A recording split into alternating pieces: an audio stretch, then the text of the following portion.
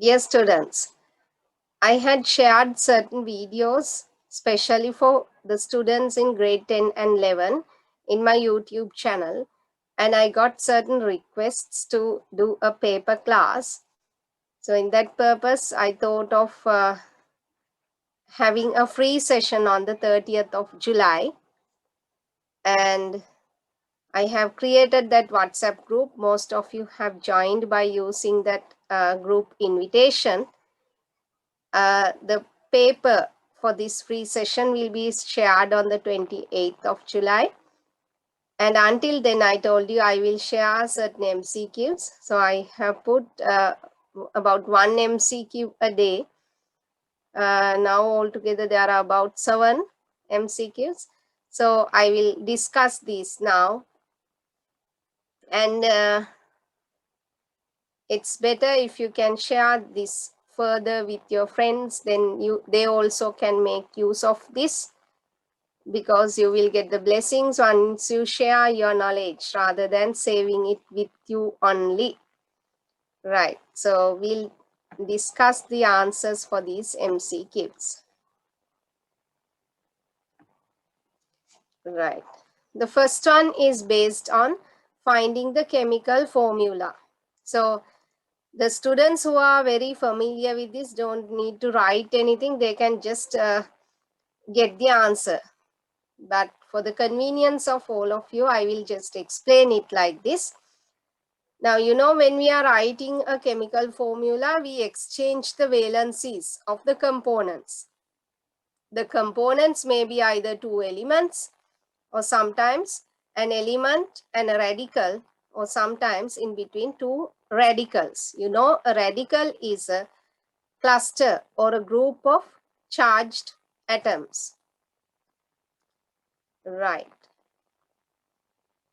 So here it says the chemical formula of the phosphate of element X is X3PO4. X3PO4 twice. Right. So by looking at this, we can understand we have exchanged the two valencies. The valency of X is given to phosphate group or the radical, and the valency of phosphate is given to X. Phosphate is PO4 3 minus. Therefore, we can write this as X and phosphate PO4 3 minus. Right. Then we write the valencies. By looking at the chemical formula given, we can see the valency of X is 2 and the valency of phosphate is 3 there. So once we exchange the two valencies, we will get the formula as X3PO4 twice. This 2 belongs to the whole radical. That means for both phosphorus and oxygen. That is why we put a bracket, and out of the bracket we put number 2. Now we know the valency of X, that is 2. Now we are asked to find the formula of the carbonate of X. So we can write the two components here, X, and carbonate is CO3 minus 2. CO3. So some people write this as minus 2 or 2 minus, right? So we know that the valency of carbonate is 2. Valency of X is also 2, as we have found it out. Now you can see the number 2 is common for both.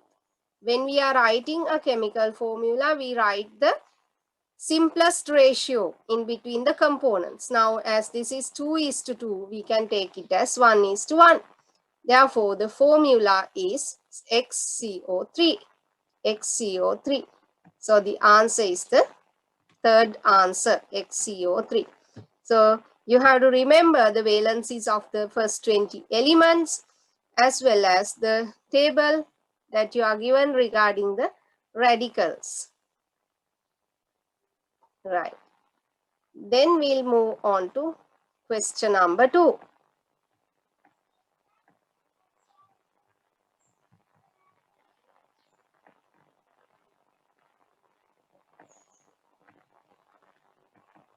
the speedometer of a vehicle, motor car, which was running along an oval-shaped track, constantly indicated the speed of the car to be 30 kilometers per hour. So the units are also important when we are mentioning a particular quantity. So here it says it is an oval-shaped track. And here it mentions the speed is kept constant at 30 kilometers per hour. Some statements about the motion of the motor car are stated below. So here this physics question is based on the scalar and the vector quantities. You know, in a scalar quantity, there is only a magnitude. But when we consider the vector quantities, there is both a magnitude as well as a direction. Statement A. When it completes one round of the track, its displacement is 0. Its displacement is 0. Yes, you know, when in a particular motion, when the object or the person or the vehicle, whatever, starts from a particular point and comes to the same point again, whether it is a linear motion or a circular motion, when it comes to the starting point, again, destination are the same, the displacement will be 0. The displacement will be 0. You know, displacement is the shortest distance in between the starting point and the ending point. So, as both points are the same, there is no difference in between these two. The displacement is 0. Statement B. The car has gone a distance equal to the perimeter of the. It has completed one round. Yes. The distance, you know, the distance is a scalar quantity. So the distance traveled by the car is equal to the perimeter of this oval-shaped track. Therefore, that is also correct. Statement C. The car has run with a uniform velocity. No. Why? Here, the direction changes in each instance. Now, here you can see this is placed at this direction. In the next instance, the direction is changed. In the next instance, likewise, in each instance, the direction changes. Therefore, here we can't say that it has traveled in a uniform velocity because its displacement changes in each time interval as the direction changes, right? As the direction changes. So, though it has maintained a uniform speed, we can't talk about a uniform velocity as the direction always changes. Therefore, the third statement is wrong.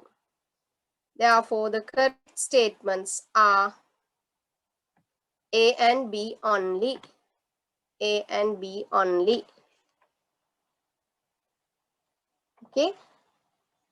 Then we'll move on to the third question. So when you are writing the answers, when you are answering a question paper, you have to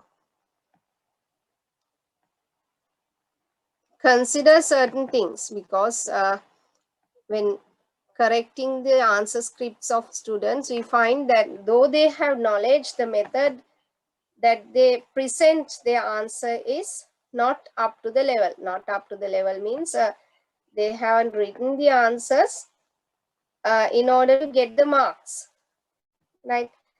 So you should know, and that is actually in the second paper, you should know how to write the answers according to a marking scheme in order to get marks accordingly, right?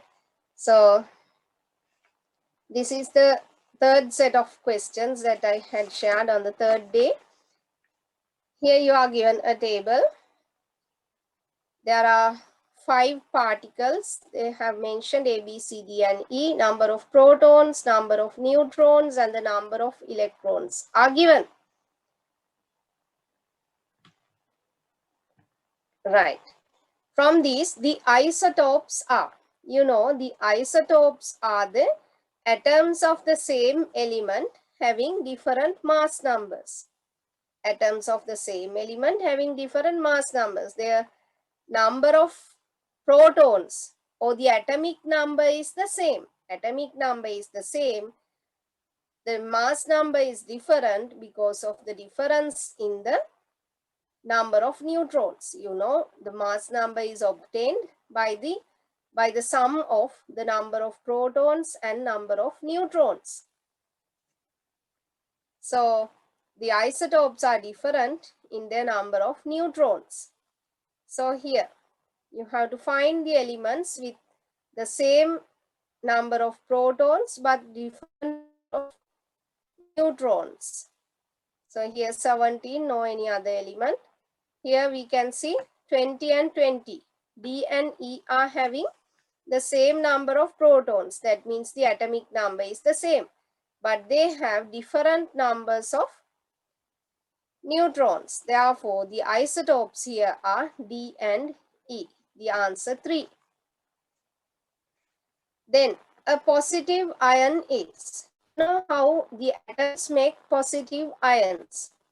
When an atom removes an electron, it makes a positive ion because the electrons are negatively charged. When an electron is removed, a negative charge is removed and it gets a positive charge. While initially an atom is electrically neutral as it has the same number of protons and electrons, or same number of positive charges and negative charges. When a negative charge is removed, it will obtain a positive charge. So here you have to find the option with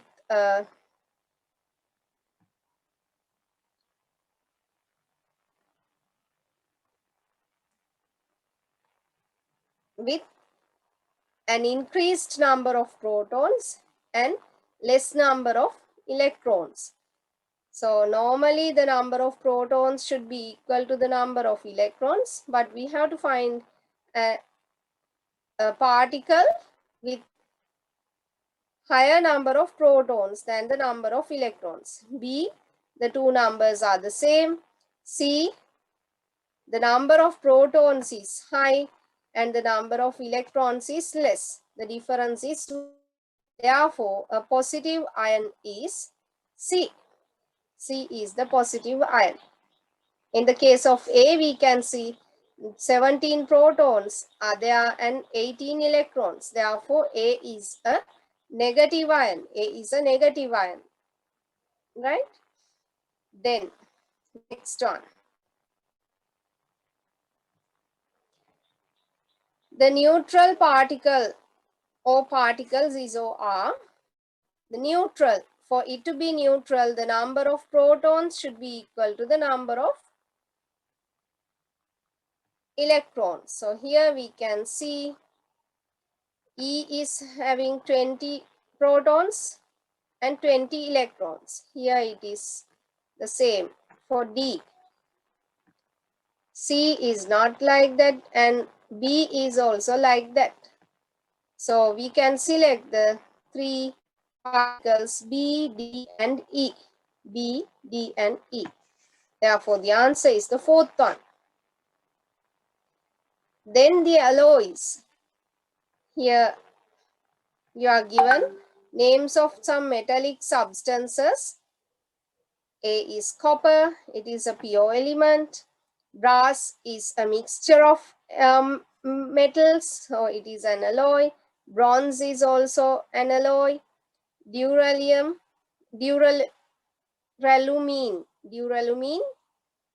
it is also a mixture of elements. Mercury is a pure element. Therefore, among these substances, the alloys are B, C and D.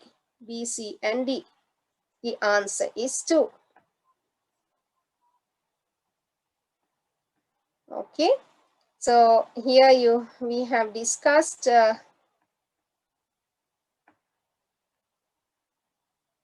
two questions on chemistry and one question on physics. Then we'll move on to the next one.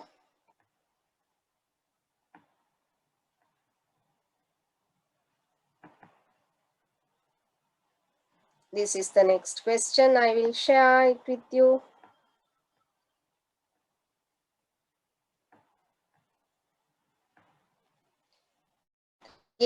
Chemistry question. Here you are given again certain metals W, X, Y, and Z.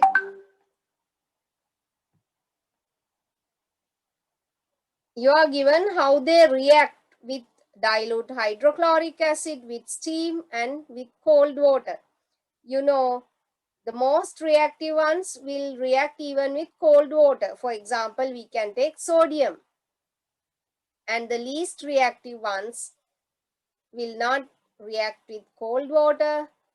And depending on the increasing reactivity, we can decide how they react with cold water, hot water, steam, dilute acids, concentrated acids likewise. Right. In which response do you get the metals arranged in the descending order of activity? Descending. That means we have to consider the most reactive one first. The most reactive one should react even with cold water.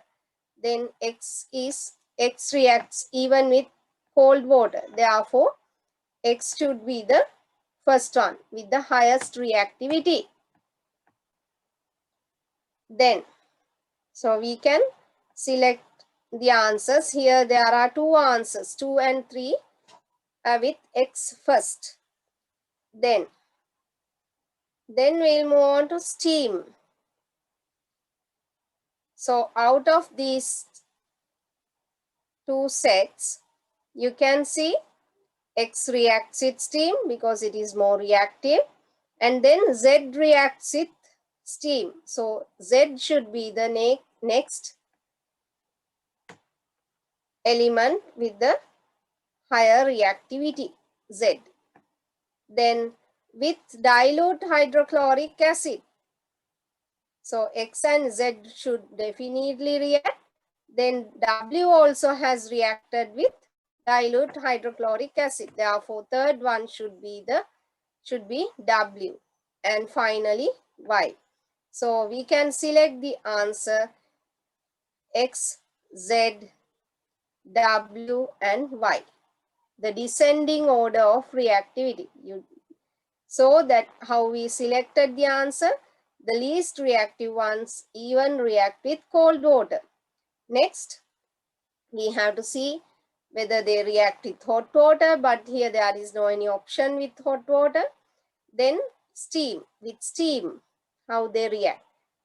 Then with dilute acids, right? That is how we learned about the reactivity of the metals. Then on the 5th day, I think I have shared two questions. I will share that also.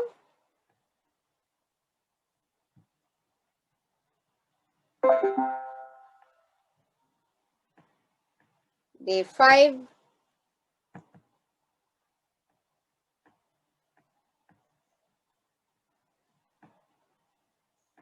So there you are given a physics question.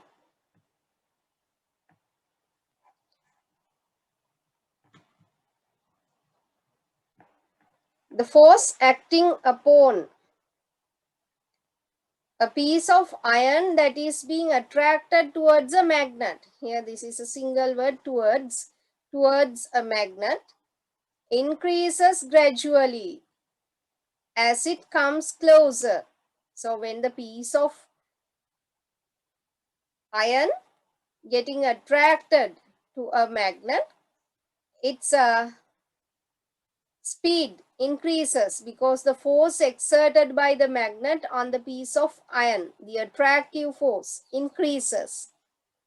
The velocity time graph or the curve for the motion of such a piece of iron coming towards the magnet from its stationary position is. Now the magnet is there and the piece of iron is getting attracted. Now you know, according to the statement also, it is clear the force exerted on the iron, piece of iron, increases when it comes closer. So when the unbalanced force increases, you know, unbalanced force increases, it accelerates, its acceleration increases. Its acceleration increases. Therefore, there is no any uniform acceleration. Acceleration also increases, you know, according to Newton's second law.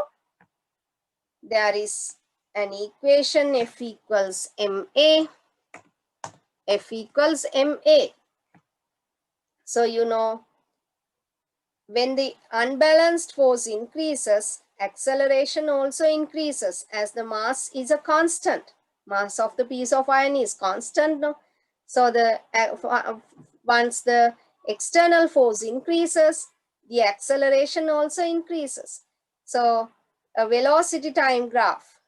But remember, now in your syllabus, this type of curved graphs for velocity time graphs are not given. But in some of the school term test papers, still we find this type of questions. That is why I shared this one. So if we, this type of graphs you will get.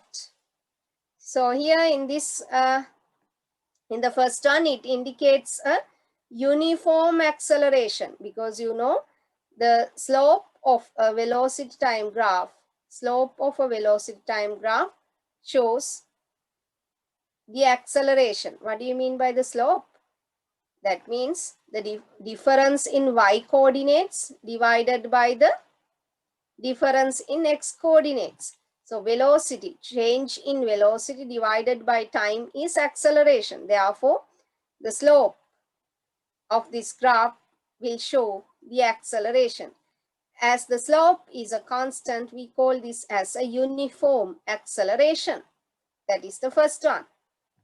Then here, velocity has not been changed with time. Therefore, it is a uniform.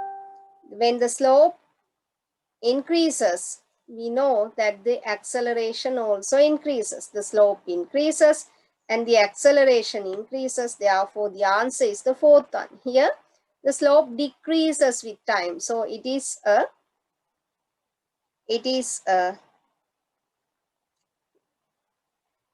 not a uniform acceleration, but it indicates a deceleration, but still it is also not constant. The deceleration reduces with time. Here the acceleration increases with time. And therefore the answer is the fourth one.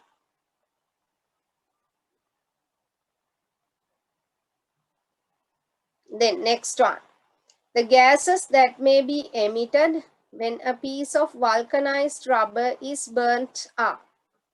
So the word vulcanized rubber is very important here because during vulcanization, it is mixed mainly with sulfur and also a particular amount of carbon.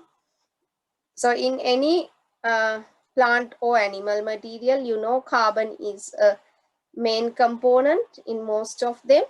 Therefore, when vulcanized rubber is burnt, as carbon, you know, burning is reacting with oxygen. So as carbon reacts with oxygen, carbon dioxide is emitted. And as it is vulcanized, there is sulfur. So sulfur will react with oxygen to form sulfur dioxide. And as you know, rubber is a hydrocarbon.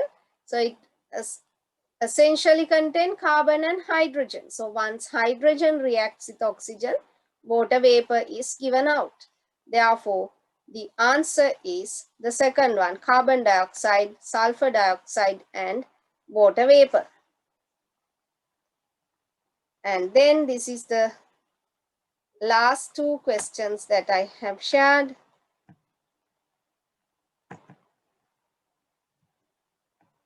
So again, it is based on a displacement time graph.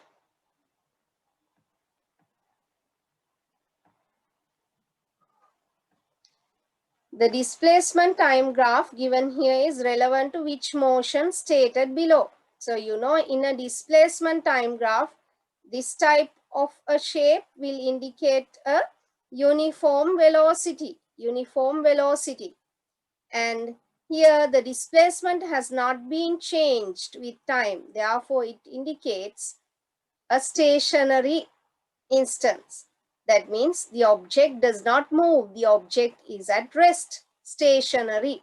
So you should not mix up the shapes in displacement time graphs and the velocity time graphs. So we'll see. Coming to rest after moving with a uniform velocity. Yes. So here I told you this is a uniform velocity, because the slope or the gradient of a displacement time graph gives the velocity. Displacement divided by time is the velocity. So as this slope is a constant, it is a uniform velocity. And here, as the displacement does not change with time, displacement not changing means there is no motion. The object is at rest, or it is at the stationary phase. Therefore, the first answer can be accepted. We look at the other answers as well for the clarification. And in some of the cases, in your question papers also, you have to go through all the 4 answers. Sometimes, not in this type of questions, because you definitely know this answer is correct. But in the MCQs, at the beginning of the question paper also, you may have seen that they say select the most appropriate answer. වඩාත් ගැළපෙන පිළිතුර තෝරන්න. Therefore, you have to go through all the 4 answers, 4 choices. Coming to rest after moving with a uniform acceleration. No, it's not an acceleration. Then starting from rest, moving with a uniform velocity and coming to rest. That is much more appropriate than the first one. Neither. Starting from rest. It has started from rest. Because at the beginning, when time is 0 means that is the starting point. That is the start. That is where the journey starts. And the displacement is also 0. So it has started from rest and then moved with a uniform velocity, and then it has come to rest. Starting from rest with a uniform acceleration and coming to rest. No. Therefore, we saw that this option is, first answer is correct. Then a person, a student who didn't read the other 3 answers will go wrong. Why? This third statement is much more appropriate. Starting from rest, moving with a uniform velocity and coming to rest. Therefore, we can select the third answer for this. Therefore, remember, you have to read all the 4 answers. Then last question for this week. Again, that is a physics question. I will share that. So that question is based on rafting. The diagram represents a raft which is made to move with the help of a cable stretched across a river.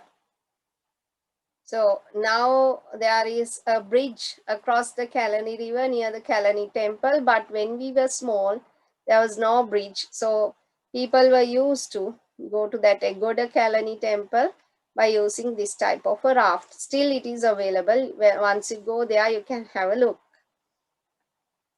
The diagram represents a raft which is made to move with the help of a cable stretched across a river. So here what happens is this person has to apply a force on the cable this way. The person has to apply a force backwards on the cable, and as a result, what will happen? This will move the other way round. The raft will move the other way round.